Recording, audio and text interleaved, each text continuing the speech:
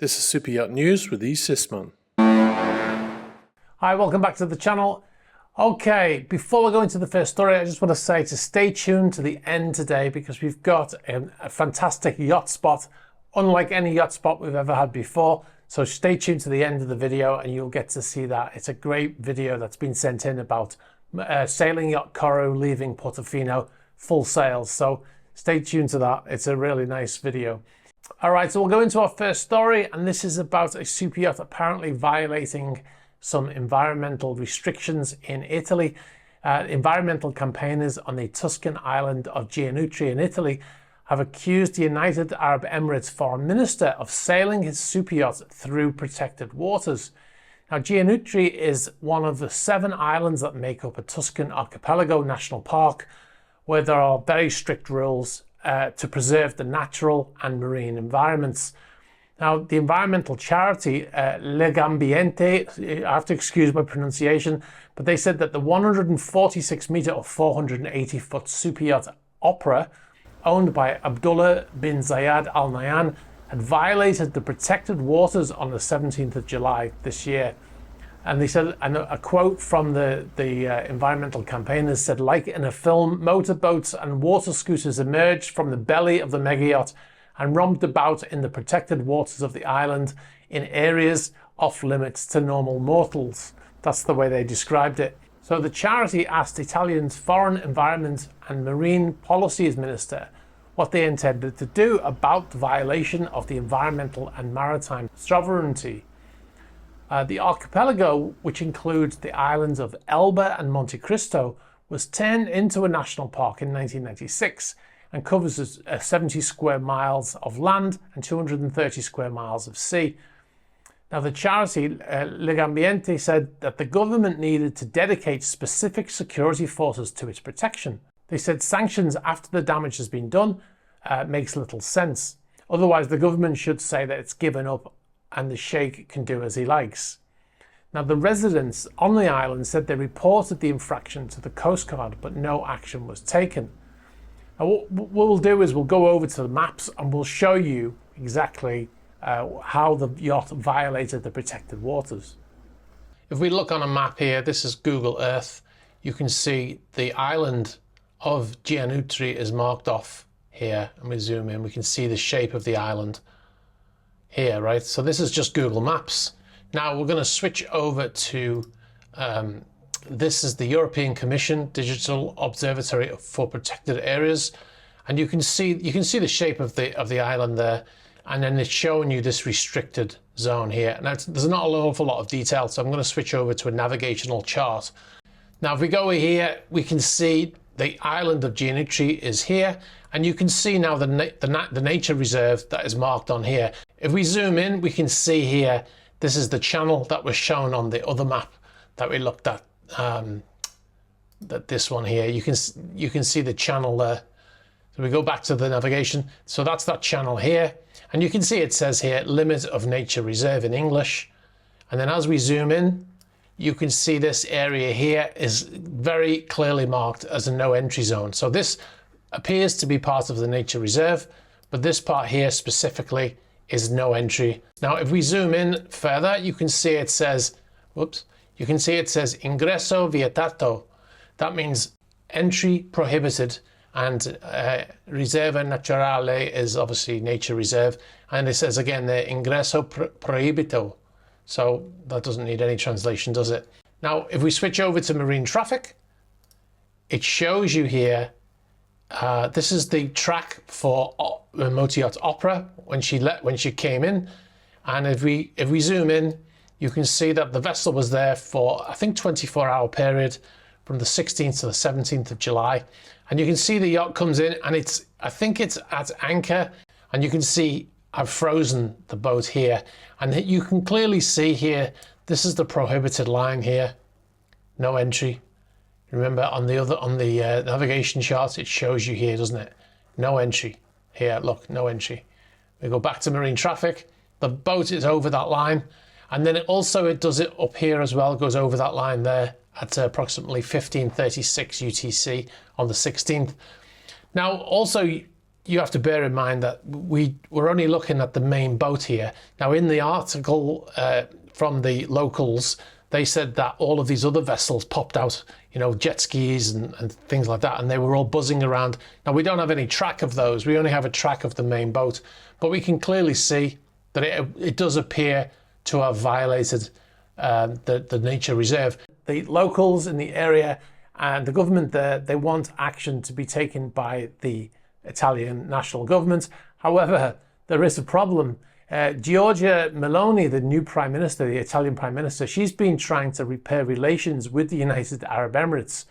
They had a development conference in Rome on Sunday, and the ruler of the United Arab Emirates, Sheikh Mohammed bin Zayed Al Nahyan, he was there at that conference, and he pledged $100 million to support development projects in countries affected by irregular immigration. So it's unlikely that anything will happen, and the government will most likely turn a blind eye to Opera's alleged maritime infractions. Anyway, we'll move on to our next story, and this is about Motor Yacht Kaos. You remember in a recent video, we showed the boat being vandalized by two people by spraying paint onto the vessel. Well, the vessel has been spotted in La Ciotat Shipyard, which is in the south of France. The yacht is a 110 metre or 360 foot yacht, now called Kaos, was originally called Motor Yacht Jubilee. And yeah, in the shipyard there, most likely for repairs after the yacht was vandalised in Spain last week. The yacht is owned by one of the heirs of the Walmart fortune, Nancy Walton Lowry, and it was sprayed with paint by militant climate activists in Ibiza whilst docked in the marina. The two people were arrested by the local Policia Nacional and detained overnight. The following day, they were transferred to court to plead and were provisionally released with charges of damages, but not for public disorder. One of the detainees spoke to Periodico de Ibiza y Formentera, that's a news website in Ibiza, and they said that both of the people who sprayed the paint onto the yacht will have to bear the cost of cleaning the super yacht, and if they do not pay, the alternative is a prison sentence. But one of the vandals tried to argue that they didn't technically vandalize the yacht, saying that jurisprudence establishes that there must be an effect on the infrastructure. And he said, we only sprayed a boat with paint, we didn't make any damage. And the paint was quickly washed away by the crew, who threw water at us as well, he explained. So they're trying to argue that the spray painting of other people's property with paint is not actually vandalism. So yeah, good luck with that defense. So we'll move on to a couple of more items. The first one is the 68 meter yacht Aviva, which we mentioned in episode 236, which was the last episode, has actually been sold. Now, in that previous video, we talked about Joe Lewis being indicted on insider trading in the US, and he put up his yacht as collateral to post his bail. And in the BBC article, they'd shown a photograph of the 68 meter yacht Aviva, but they referred to the 98 meter yacht Aviva in the article. As we said, there was some confusion there, but it turns out that 2 days before the indictment happened, the 68 meter yacht, or 223 foot, that was sold. Now, I saw a few comments in the last video saying that's a lucky coincidence, isn't it, that he sold the boat 2 days before he was indicted, but it's very, very unlikely that it's related. It takes months to sell a yacht. The person who's potentially going to pay, tens of millions of dollars is not just going to buy it without seeing it. They're going to send people on board to do surveys, etc., like that, engineers and stuff like that. They're going to have pre-purchase inspections, all that kind of stuff. So that was probably going on for months before that sale actually happened. So anyway, that yacht has now been sold. So Joe Lewis only has one yacht now, which he's not allowed to use, apparently, according to the US government. Okay, so we'll move on. So Motor Yacht Skat, which is always good for a laugh on this channel in the comments section, has a new owner. Now, the Norwegian billionaire, whose name is very difficult to pronounce for me, I think his name is Jell Roque. He's bought the Norwegian designed yacht Skat whilst waiting for his research ship Rev Ocean to be completed. Now, if you've been watching the channel for a while, you'll know Motor Yacht Skat has that military look, looks like a naval vessel. Now, according to Boat International, they said that Skat's military-like appearance once caused a naval vessel to delay its entry into port when officers spotted an unknown naval ship. So they got a bit touchy about this vessel that they spotted that looked like a naval vessel. So even to the military, it looked that way. Now, the old owner's name is Charles Simonyi, former Microsoft engineer who brought us Microsoft Excel. And he has a new yacht called Motor Yacht Nord. Now, before we get comments, I'm sure we still will, but Skat is a term of endearment in Norwegian, but also means taxes, I'm told as well. Skat is a 71 metre or 232 foot yacht built by Lursen in 2002. Now, if you don't know what Rev Ocean is, this is a research vessel that is currently in build. It's been massively delayed for reasons that are unknown to us. But when it is completed, it will be a 183 metre or 600 foot vessel with a gross tonnage of 17,500 tons. And it would be the largest super yacht in the world once completed if it was in fact going to be a super yacht, but it will be registered as a research vessel. So it won't be technically classed as a super yacht. Now, originally the yacht was meant to be delivered in 2021. The hull was built in Romania and launched in, I believe it was 2019. And I was meant to actually go to the launch in Romania, but I couldn't go. I think it was 2019, maybe 2020, but I couldn't go in the end.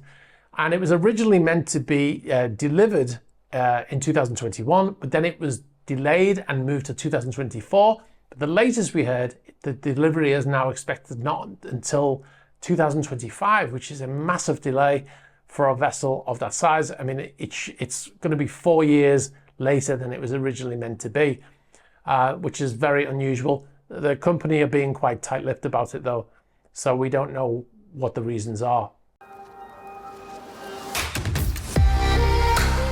If you haven't seen our latest feature video that came out last week, please click the link here. It's one of our best videos. And if you sign up to patreon.com/eSysman, you'll find 2 extra behind the scenes videos not published on YouTube from our recent visit to Cala Forte, as well as the patron chat series, the Atlantic vlog series, and the patron only Q&A series. And you'll get to watch the features like the Cala Forte video early without any adverts. And also check out our Superyacht news channel. It is all the goodness of these longer videos separated into bite-sized chunks. If you type @superyacht-news into YouTube, you'll find the channel there. And like I promised at the beginning, we are going to play you out with this yacht spot video, unlike any we've received before. This is from a chap called Luca Grioni from jetlagproductions.com. And this is sailing yacht Coro leaving Portofino with full sails. And it's a really great video, so I hope you enjoy it. All right, guys, I'll catch up with you soon. Bye-bye.